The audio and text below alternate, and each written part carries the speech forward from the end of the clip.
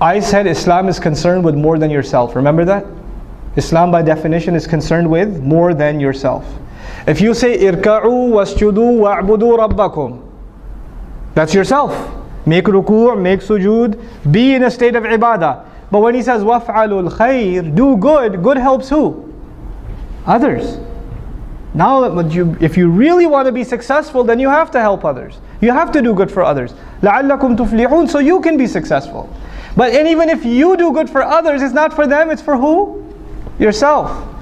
So our voluntary contributions in whatever way, shape or form are actually efforts to help our own selves.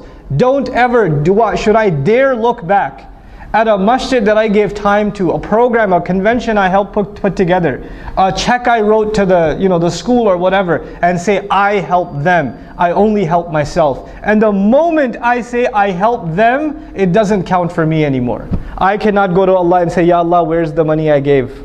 Allah will say, you already said it, you helped them. You didn't say you helped yourself. You can't have it both ways. Allah only takes one intention.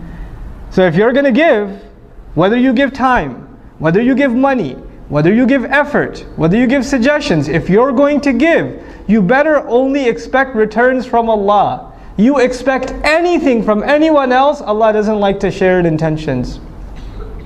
Allah is very jealous of intention, subhanahu wa ta'ala. He wants His intention to be exclusive.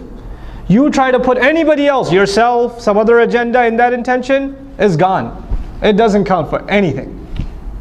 So you know how sometimes in Islamic organizations, especially because so many of our organizations are donation dependent.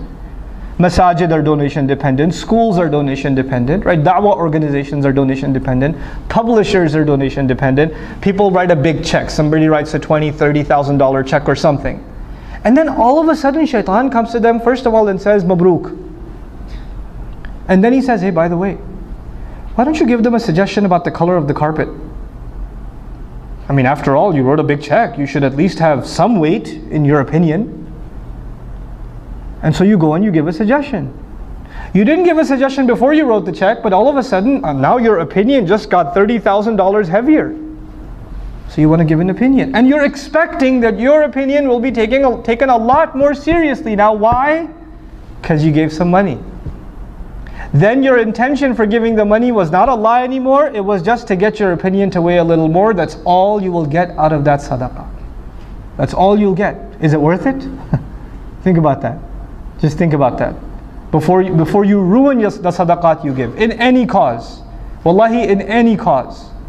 Don't tie your contributions to expectations. If you want to have expectations, have them with Allah. Personally, when I ever write a sadaqah check, I just to remind myself, I just write a little word on top. Ma naqasa malum min sadaqatin. Mal never goes down by giving sadaqah. I remind myself who am I giving sadaqah to and which I'm actually depositing in my akhirah account. So I remind myself the withdrawal is going to happen after I go in the dirt. So I don't expect any withdrawals yet. You try to withdraw now, you won't get anything there.